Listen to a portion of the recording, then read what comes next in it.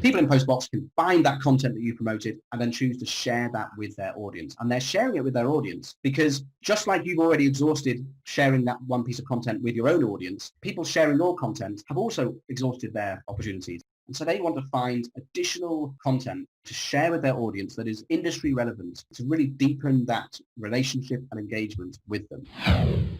Welcome to the My Future Business Show, where we get you in front of your best audience and keep you there. Not only are we interviewing the biggest names in business to help you become even more successful, we're inviting you to book your spot on the show to help you grow your business. So at the end of the call, make sure you fill in the interview application form at myfuturebusiness.com/interviews. Hi, my name's Rick Nusky and welcome to today's show. And just a quick second of pause to say thank you so very much for joining us and supporting the My Future Business Show.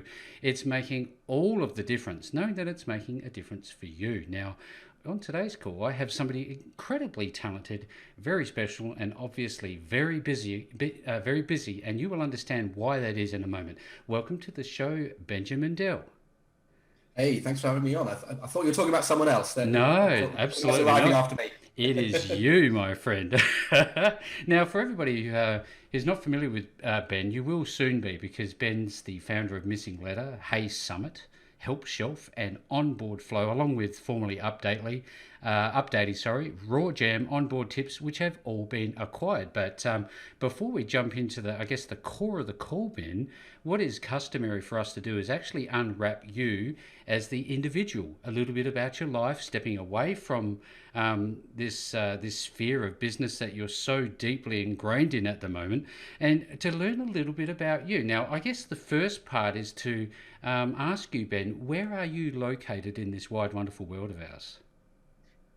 I like it. Yeah, I think it's often glazed over, isn't it? We're all individuals with our own personal battles, trying to sort of carve our own sort of experiences in life. And yeah, I like that. It's a good place to start. So I'm based out in the UK. I guess an hour outside of London. If you know the UK, close to Reading, that sort of area. Yeah.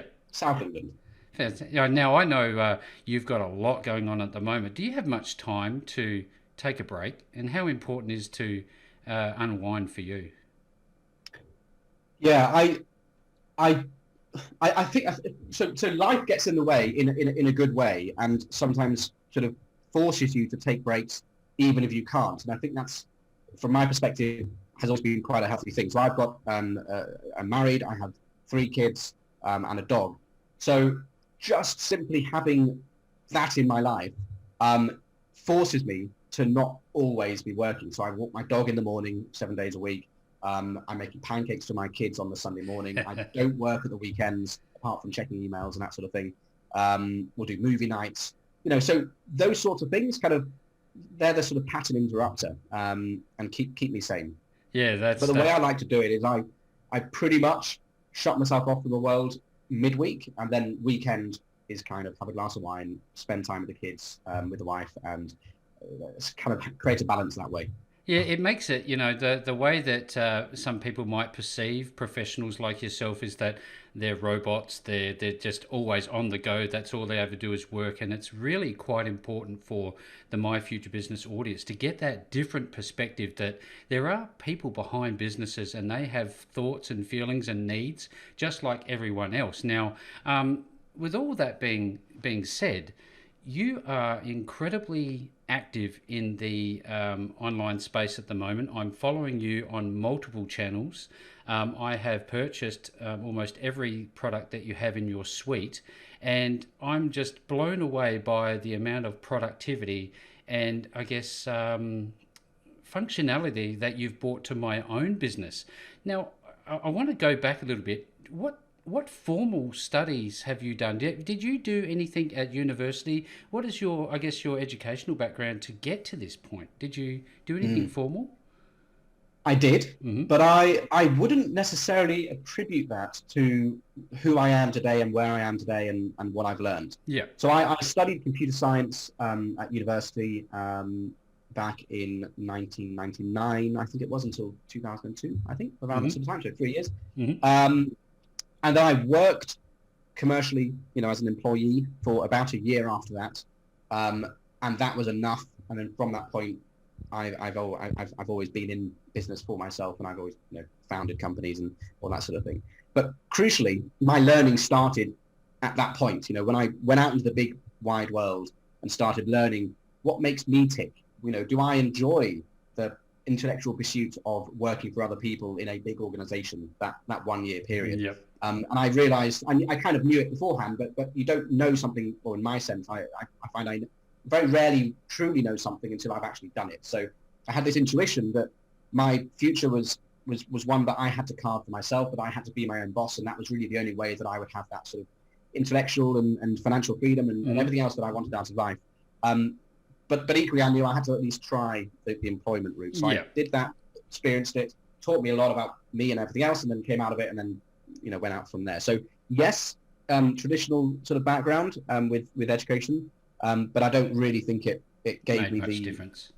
Much difference apart from life experience. I mean, it was a fundamentally incredible experience, one of the best of my life, but it's not one that informed my professional life. Of course. Thank you again for sharing these wonderful insights, Ben. Now, the thing about becoming the boss is that the great news is that you're the boss, but unfortunately the bad news is that you're the boss. Now, when you stepped out into the world yourself and you took on all of the responsibility, was that confronting for you? Because I know that a lot of the people that are listening to the My Future Business show are startup entrepreneurs, aspiring business owners, and they get a lot of value out of speaking with people that have done it, who have walked the walk before them. Could you share a little bit about that transition with us? Yeah, it's something that you want to be able to rush, but you can't. And it's not so much, or certainly from my perspective, it wasn't so much the weight of the additional responsibility. Being your own boss, you have to think about taxes, and you have to think about having an accountant and staff and all those sorts of things. Actually, those things kind of work themselves out when you get to that stage where you can afford staff and you have money coming in to actually require an accountant. And all that kind of, that dominoes that kind of fall over because the previous one knocked it.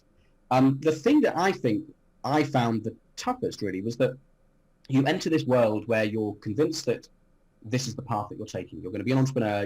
You've got some ideas. You want to do things, but you struggle to actually find what you're good at. And I think this is one of the most common fallacies I found with speaking with other so-called entrepreneurs, which is you kind of, because you're often a jack of all trades, and the downside of that is that you struggle with trying to work out what you're truly good at in multiple ways, both in sort of practical day-to-day, how do you actually get stuff done sort of sense, but also just more sort of macro level. What are you here to do? Like, what are you, not in a spiritual sense, but just in what is the type of business that you flourish most in? What sort of value do you really bring to that, business creation, ideation, sort of running sort of realm? And it took me many, many years. When I first came out of that first job, I knew I wanted to start a business, and so I started a business. I registered with it through the local, with the government, Companies House, as it's called over here.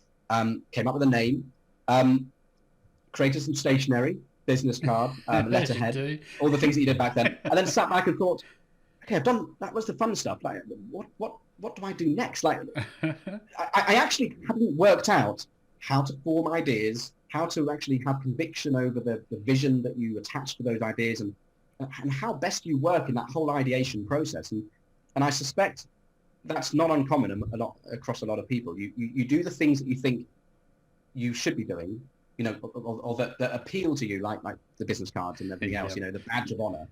And the other stuff just takes time. Yeah, that's really interesting that you should say that. You strike me, Ben, as somebody who seems to have a natural tendency to be self-driven, self-directed, unlike an employee per se. What would you say about those who struggle with this mindset of, hey, I own this is my responsibility? Is this something that they can learn to develop as a behavior? Yeah, I think almost anything can be learned, but you've got to work out whether it is, I think, two-sided. One, is it actually playing to your strengths? And this is something that we need to all learn as individuals. What sort of environments serve us, and which ones do we actually contribute to in a positive way? Are we most effective in? And the other one is just enjoy it. So it's all very well and good saying, I want to be a business owner, or I want to be my own boss. But if it actually drains you emotionally, if it stresses you out because of all those ancillary things, managing teams and the risk, the risk reward with finances and all that sort of stuff. Or if you enjoy it, don't find it stressful, but you just find actually you're not the best person for the job, that is very, very possible that you and actually I've got a very recent story regarding HeySummit about that, which is, I spent all this time, being the founder, being my own boss, creating these companies. And when it came to HeySummit, a virtual summit platform that was, I created about coming up to 2 years ago, actually, in August. 2 years. About a year ago, decided, and as it was starting to sort of grow, I realized that actually I'm a really, really good founder, but I'm a terrible CEO. And what I mean by that is that I'm really good at identifying opportunity and coming up with the raw idea and looking at what that vision is and getting that first sort of initial traction, if you will, and sort of carving out its sort of space in the wider market, and getting it to that stage. But then when you've got to start managing, in inverted quotes, the business, and you've got to start thinking about company culture and policies and business plans, strategies, and all the sort of, in my mind, the boring stuff, essential stuff, don't get me wrong, but kind of the stuff that doesn't serve my soul. Doesn't light you up. I actually brought someone in, a good old friend of mine actually, who's now doing far better than I ever could have done with HeySummit, in as the CEO. We've got a wonderful, flourishing team there. So I think, ask yourself, are you best, what sort of role are you best served filling, and does it actually fulfill you emotionally and everything else? Yeah, that's some sage advice. Now, I want to go back, Ben, to that moment in time, the very first sale that you ever made. Can you remember it?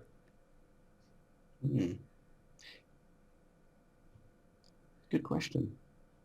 Yeah, I think so. Yeah. Yeah, because I wonder, is it as telling and as memorable? Maybe not by all senses. But you get that first sale, and then you get that momentum. Then you start to recognise, hey, look, I'm onto something here. What you talked about being great at, that founding and that ideation, and but how important has it been for you to listen to those around you and build community and listen to the people that buy from you? Has that helped you along the way? It absolutely has, but I also like to apply a pinch of salt, both in terms of that as just general advice, but also just to myself and how I incorporate sort of external feedback, if you will, and it can come from multiple places, whether you have a mentor, whether you have a family member, whether you have an employee, or whether it's through customers. I think there is a time and a place, and I've learned that while I'm deeply thinking about the problem at hand and coming up with the ideation phase, I don't need or want any external influences, because it takes away from the rawness of what I'm trying to achieve. Yeah. But the second I've got it to, out into the marketplace, as its sort of first version, if you will, and this is not sort of beta, this is kind of just the first version that was production ready, being sold to the public. Yeah. At that stage, I then completely flip almost and sort of really then want to learn, how are people using it? Are they, doing the things are they matching my hypotheses essentially? And I'm doing that a lot more now with Missinglettr, for example. We've built up a pretty big, fairly big gathering in our Facebook group. And I'm almost daily sort of going backwards and forwards on how's that working for you and everything else. And that feedback is super important. But that's because the idea has already been given a life, if you will. Once it's out there in the real world, then I want to collect information on it. But before it's at that stage and it's an idea, the way I work, I don't like to pollute the ideation phase with external sort of influences too much. I always like to dig a little bit deeper and help the My Future Business audience to come up with ideas, because a lot of entrepreneurs struggle with this whole idea of getting ideas. How do you do this? How do you come up with new ideas? Are you watching around you? How does that happen? No. So David Cancel from Drift, he has a podcast. I must confess I don't listen to it too much these days. But he is an avid reader, and he will often refer to this this sort of approach or sort of thinking, if you will, that he calls idea sex. Mm-hmm. And it's this basic principle, and I'm sure there's a more eloquent way of one could put it, but It is essentially what it's it this is. basic notion that if you just absorb information by just reading stuff because you enjoy reading it, don't do it because I am reading this book because I expect to get an instruction from it, or listen to this guy or speak to this person. Consume knowledge and consume information with the confidence that those bits of, your subconscious will start putting these things together and will have idea sets. One bit of grain of knowledge from this book with that grain of knowledge or insight from that conversation will sort of melt. And sometimes they will just fizzle out and you won't even be aware that it's happened. But every now and again, you'll be in the shower and this idea will come to you. And it's because you've opened yourselves up to a whole range of things. And so that's kind of the approach that I take. Personally, I've never had a problem with ideas. I've got too many of them. Yeah. What I find, and that's not to say they're all fantastic ideas, of course, but there's a whole sort of filtering system that goes through my mind sort of almost constantly, and I'm always thinking of the next thing. The thing that I found to be the most shifting, impactful thing that has really worked for me beyond the idea is actually getting good at translating an idea into some form of action. And that's the thing that I've seen most entrepreneurs and most sort of business owners fall at or fail at, which is, can you actually translate an idea into something tangible? Can you actually stick to a deadline and deliver, and not spend 2 years doing it and just procrastinating, but actually commit to something and get it out the door? That's for me is the most powerful thing. Now, as you say, obviously you have to have the idea before that, and if you struggle with ideas, definitely focus on that first. But don't assume that simply having an idea means that you're going to then succeed. You have to then hone that skill of getting it out into the marketplace. Yeah, thank you for sharing, Ben. I know that you're involved with a pretty major deal site out there, and they've given you a platform to, I guess, springboard forward. And what I'd like to ask, Ben, is that you see a lot of businesses come and go. Now, I think a lot has to do with the people that are driving the businesses, and in this case, you. You have a lot of positive reinforcement coming from your community, and I wonder, what's the difference, do you think, between businesses that fail and those that survive long term? Well, I think what you're touching on there is part of the answer. It's obviously largely great product backed up by a sound business strategy in a marketplace that actually has an appetite for the product that you're bringing to it. But that aside, I think it's the human side. No matter, as you were saying at the beginning, no matter what you're doing, there is a human behind. Whether you're CEO of an XYZ or a founder of this company or whatever it is, doesn't matter what the scale is. You're still a human behind it. And the second you realise that, and by the same token, realise that people engaging with you, your customers, your staff, and everyone else, they're all humans with similar problems and issues and challenges in life and everything else. For me, it's just about connections and treating other people how you would want to be treated. And that's not to say I get it right all the time, but I try and strive to get it right most of the time. And I think what you were alluding to at the just at the beginning of that question, there's a lot of goodwill that's come out of that. Not that I'm going into it explicitly for that goodwill. It's a byproduct. But yeah, I think a lot of people appreciate the way that we do things. And I think that's just because we're nice. And I think that sounds really flippy floppy and sort of weird. No, not at all. Just be nice to people and open your arm, have a conversation, jump on a call. Imagine that being nice to people. I think it translates. Yeah, it's an obvious trait that you bring to the table, and it's a credit to you. Now, I'd like to shift gears, if we could, a little bit. You've talked about, I guess, presenting yourself in a certain way, and I think this goes into a bit of brand recognition.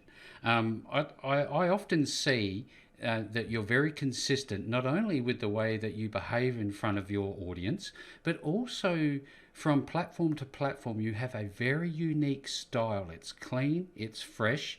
Was that by design, or was that by, evolution? How did that come about, that style, that look, that feel?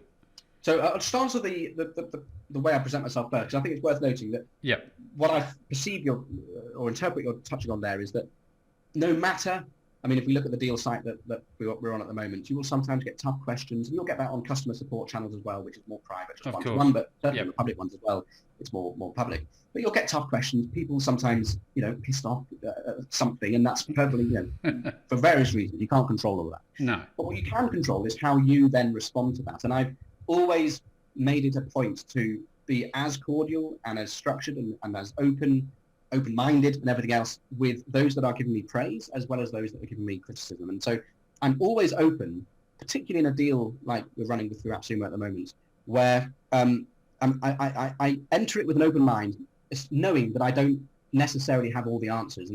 And what I mean by that is that quite often questions will be raised around, well, why is the deal including this and not that? Or have you thought about including that or not? Or maybe it's just a functional aspect of the product itself. Yeah. And I don't sort of respond combatively and say, that's the way it is, that's what we're doing.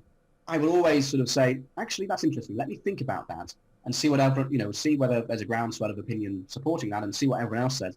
And quite often I will come back a day or two later implementing that thing, like changing the fundamental mechanics of the deal, the price, what you get for it. I'm not afraid to do that because I think you're showing that you're listening to people, and actually if it's in demand and if it's a valid thing, I want people to have that, because if it's valid, it's valid, and it doesn't suddenly become invalid because we're in deal mode or anything else. Yeah. So that's one side of it. The other side is the consistency around the design, and actually that's more through necessity. Speaking before about kind of getting good at delivering, at executing ideas, and a certain proportion of that for me is not having to reinvent the wheel with regards to design. So I think what you were talking about there, just for context for those listening, each of my businesses, although they are starting to depart organically because they have separate teams and they should be allowed to organically evolve from a design standpoint, when they were first launched, they all shared the same design, UX, the same color scheme and everything else. Now, the benefit of that is that people associate it and they understand and recognize it, which is really, really good, actually. But actually, it comes from a point of selfishness. I want to get a product out the door. I want to be spending more time on the specifics of the product to make it a killer product and or a killer marketing sort of strategy, once the product is launched, versus forcing myself into this sort of corner where I'm having to come up with a brand new design every single time. So it's more out of necessity. But there are some fringe benefits with it as well. Yeah, absolutely. I love it. The way that you just simply log in and you get what you need, and it's quick and it's responsive and it's all the things that it needs to be in the 21st century business environment. Now, what was your first product? Do you recall it? Well, my first business was a bubblegum machine that I bought from an auction when I was about sort of 12 or 13 or something, and no one purchased anything. I put it outside my house, literally on the street, and I think they accepted the old 10p's, that sort of coins that were out of circulation. Plus, I then later discovered that the bubblegums were about 2 years old, so probably a good thing that no one did buy them, because probably would have gone to hospital as a result. But my first actual business was something called Easy Peasy Print, and it was essentially, I don't know if you remember the MMS days on your mobile phone, multimedia message. Where it was a text message that you could send an image with it. It sounds completely normal today, but back in the day, that was a big thing. And this was before smartphones and everything else. And so what we developed was this concept where you could text an MMS, so send a picture to our shortcode. We would do this sort of ping back, sort of automated thing where we would say, great, you've got it. What is your postcode? And then we'd send the postcode, and then we'd give them an option of all the different addresses that we found on that postcode and say what number is your house, and they type option 3 or whatever. Yep. And then we would charge them through the text message, so they'd be charged like £4 or £5 or something like that. And then within about 3 or 4 days, they would receive that photo nicely framed on their doorstep. So it was basically photo print sort of service, Easy Peasy Print. But it came around pretty much too late. Timing is key. So our smartphones hadn't quite come out, but they were just about to, and so when they did, it kind of killed the need for that, really, because then people were developing apps to do that, and the people getting photos off phones became less of an issue. It just became the norm. But yeah, that was the first one. So leading on from there, from a deal site perspective, correct me if I'm wrong, please, Ben. I believe it was HelpShelp first, is the one I first experienced, followed by HeySummit, then Missinglettr, and now Missinglettr PostBox. I'm wondering if we can. Would that be right? Is that the order? No, that's wrong actually. It was Missinglettr. Oh, bugger. But that's okay. I get confused myself. Missinglettr, then HelpShelp, then HeySummit, then Onboard Flow, and now Missinglettr PostBox. Yes, now I've just got my hands on PostBox, and very exciting product to have my hands on. And I've noticed already, for everybody who doesn't actually understand, hopefully Ben, you can share a little bit about this, but I've already looked in my dashboard and I'm having people sharing my content, and this is fundamentally different than what I'm used to seeing. I'm wondering if you could maybe share a little bit about what Missinglettr PostBox is in a condensed format. You condensed. Well, that's a challenge. Let's see. Okay, I'll do You've my best. got 3 seconds. Okay, 3 seconds. So I guess the simple way of thinking about it is, if we think about adverts in Facebook, when you can compose an advert, you're building your audience, you're composing your creative, so your copy and your image, if you choose to have one, and then you will activate that advert, and then it gets distributed across Facebook. Postbox is somewhat similar to that, but it's not a paid sort of service. So it's where you have content that you want to promote organically through other people's social media audiences. So imagine you have a blog post, but it could be a video, it could be an Instagram link, it could be an infographic, anything with a link, basically, with a web destination. You want to promote that, and you have already shared it with your social followers. That's great, but you want to broaden that reach. And so you can enter that or add it into the Postbox library. And then that means that other people within Postbox can then discover that content. So just like with Facebook adverts, when you compose that post to add to the Postbox library, you're building your audience. So you're choosing your categories, your topics, your language that it's based on, and a few other criteria as well. And what we'll tell you is we'll give you an idea as to that potential audience, social audience available to you based on that criteria. So it might be 2 million, 3 million, 500,000, whatever it might be. And that basically is a number that represents the total potential social audience, or the social followers that are following the people that are following those categories within Postbox. So it's not literally how many people will see it, it's just how many could see it should they all be online, and if the search engines and algorithms present it at the right time and all that sort of stuff. But essentially, people in Postbox can find that content that you promoted and then choose to share that with their audience. And they're sharing it with their audience because just like you've already exhausted sharing that one piece of content with your own audience, people sharing your content have also exhausted their opportunities. And so they care about the categories or the industries that their business is related to, and therefore that their followers are following them based on. And so they want to find additional content to share with their audience that is industry relevant, to really deepen that relationship and engagement with them. And so it's a two-sided marketplace in that sort of sense. But effectively, short elevator pitch would be, it helps find the best audience for your content. And if you're doing it the other way around, it finds the best content for your audience. Now, in terms of quality, this is a great parameter, a hugely important parameter for the success of this particular platform, as is the community behind it. What are the mechanisms in place to make sure that you maintain the quality of the posts, and what would prompt somebody to share somebody's content that they know nothing about apart from reading it? Yeah, so I mean, and this is probably the one thing that we spend most of our time thinking about, and there's multiple ways of tackling that. So let's go for the blunt tool first of all, and that is just empowering the end user to report stuff if it's just not appropriate. Because what we're trying to create here is an open platform for people to add their content, and it should be the market that decides, whether it's appropriate, whether it's well matched, and everything else. We don't want to necessarily be the arbiters of what's right and wrong, politically or religiously or anything else like that.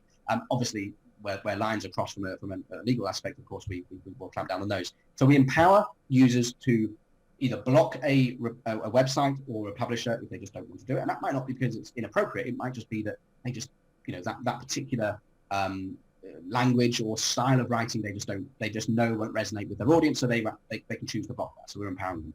If it does fall into that category, if it's spammy or it's too salesy or something else, they can report it and categorize it as such. Leading on to that, we then have a quality score that everyone has, whether you're sharing or promoting content within it, that is influenced based on how many people are sharing, how many people are flagging it. And so we have an algorithm that helps surface the best content, and so that helps bring the best quality content to the fore. And then we have some other things at the point at which you actually publish the or add the content to the library. Simple little things.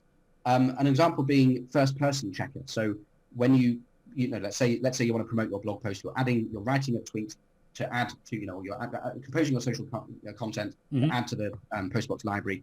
You'll click publish. At that point, we'll actually do a few checks to make sure that it's written nicely and that it's using the right URL. But from a first-person standpoint, we'll check that and let you know, hey, it looks like you're writing in the first person, which is actually more common than you would think, because sometimes when you're trying to add a bit of content to add to the library for other people to share, you forget that you're adding something for other people to share, and so you write it in the first person, say, hey, this is something I wrote recently.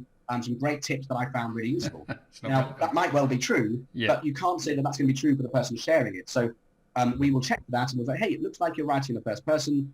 If you are comfortable with this, click go, but actually we recommend editing it and removing that and saying, and just removing that first person sort of context. So just some small examples of some of the things that we're doing, and we've only been around for sort of 4 weeks in terms of PostBox.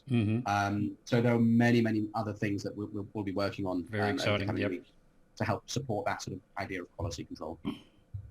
Yeah, absolutely. Now, for everybody who's on the call with us at the moment, I know that Ben, you have just completed a webinar with AppSumo, which you can find on YouTube. I suspect they would just need to type in Missinglettr PostBox AppSumo as the keywords to find that webinar. I've watched it myself. It's very, very useful, something I recommend that everybody who's on the call tonight have a look at. In actual fact, I might actually provide the link as a video inside of this post. But Ben, we've spoken about you. We've learned a little bit more about your background, the fact that there is humans behind businesses. We've talked about some of your ideation processes. We've talked about so much in such a short amount of time. And I just have to say thank you so very much for spending some time with me on the My Future Business show today. Hey, pleasure. Thanks so much for having me on. Thanks for joining us today.